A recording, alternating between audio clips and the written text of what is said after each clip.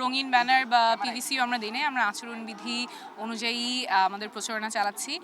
সবচেয়ে যেটা অনেকের কাছ থেকে শুনছি সেটা হচ্ছে আমাদের প্রচারণার যে ধরনটা ওটা অনেকেই পছন্দ করছেন, কিন্তু স্বতন্ত্র প্রার্থী হিসেবে একটা বড় চ্যালেঞ্জ হচ্ছে আমাদের মার্কাটা চেনানো।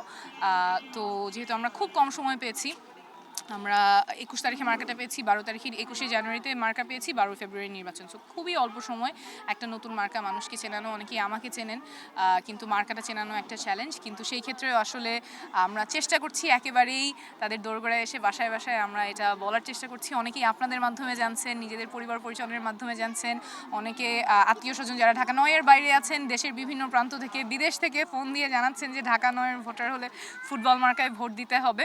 তো আসলে আমরা এই ব্যক্তিগত যোগাযোগ এবং সম্পর্কের উপর ভরসা করছি।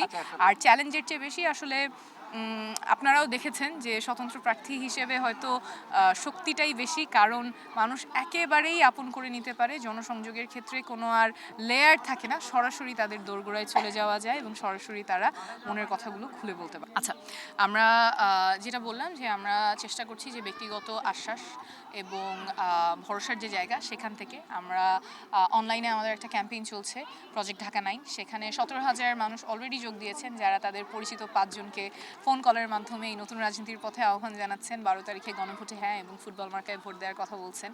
আমাদের ভলান্টিয়ার বাসায় বাসায় যাচ্ছেন, সেখানে কথা বলছেন, আমাদের নতুন রাজনীতির কথা বলছেন, ফুটবলের কথা বলছেন, গণভোটে হ্যাঁ এর কথা বলছেন, এবং আমরা উঠানে দোরগোড়ায় গিয়ে গিয়ে মানুষের সাথে জনসংযোগ করছি।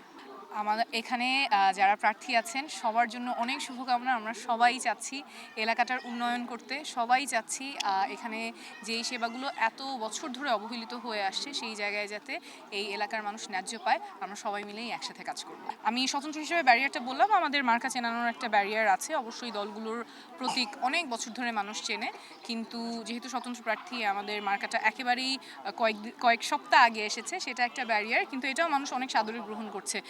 ফুটবল মার্কাটা অনেকেরই পছন্দ হয়েছে।